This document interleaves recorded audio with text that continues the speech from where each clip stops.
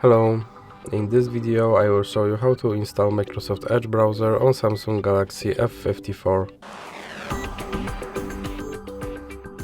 So you have to start with opening your Google Play Store. Now click on search bar and type in Edge and click search. Now click install. Now you can click open. And here you can click skip introduction, and now you can customize your home page, or you can click not now. Now you can make your Microsoft Edge your default browser, or you can click not now. Now you can sign in to sync your data, or you can click not now. And here you have to confirm your data and privacy settings. And now you can try out Copilot, or you can just click start browsing.